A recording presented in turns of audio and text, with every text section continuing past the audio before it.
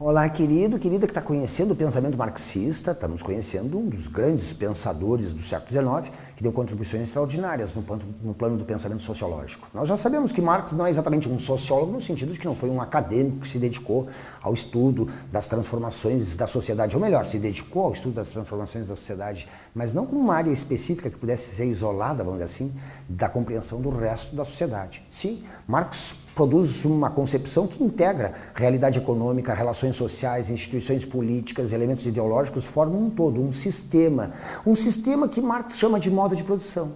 Porque para ele é o modo através do qual os homens se organizam para produzir que determina as outras características ideológicas, políticas, jurídicas, espirituais que marcam aquele período histórico. Por isso a gente fala de um sistema econômico, social, político, cultural, ideológico ou, na linguagem marxista, de um modo de produção que caracterizou cada época histórica. Ora, o conceito de modo de produção, toma cuidado, é na verdade um conceito marxista, mas é um modelo teórico, isso quer dizer, ele nos permite, a partir de traços básicos, nos aproximar de uma época e tentar compreendê-la na sua estrutura dinâmica, no seu funcionamento.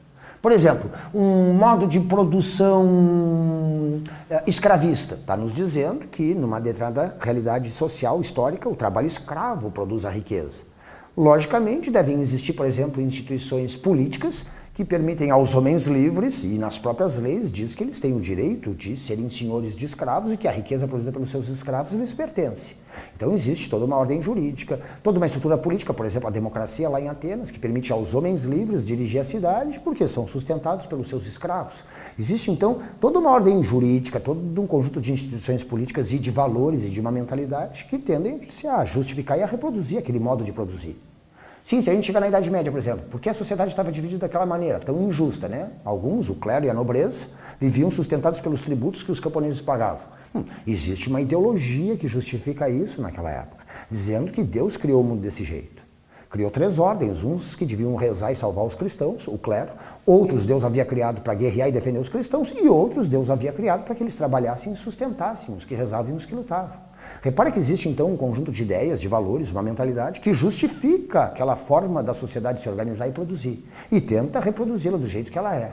Para Marx, um modelo teórico, então, de modo de produção, nos aproxima dessa época e nos mostra os vários elementos econômicos, sociais, políticos, ideológicos articulados. Eu digo que é um modelo teórico porque, repito, ele serve para nos aproximar de uma época. Por exemplo, quando eu digo assim, modo de produção feudal, estou falando de uma época em que a economia é de subsistência, basicamente agrária, o comércio praticamente tinha desaparecido na Idade Média, a servidão, o trabalho servil é a fonte de toda a produção, de toda a riqueza, os senhores formam uma classe dominante, a mentalidade da época diz que Deus fez o mundo desse jeito, um modo de produção feudal, a gente diz. E repara que todo o conjunto está determinado pela forma de produzir.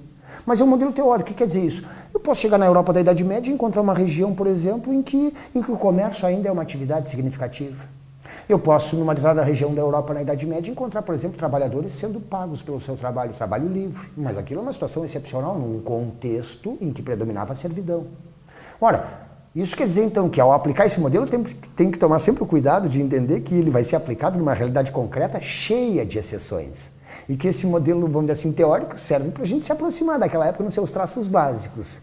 Mas ele não é exatamente uma receita que descreva, sem nenhum tipo, vamos dizer assim, de exceção ou de erro, aquele contexto que a gente está descrevendo.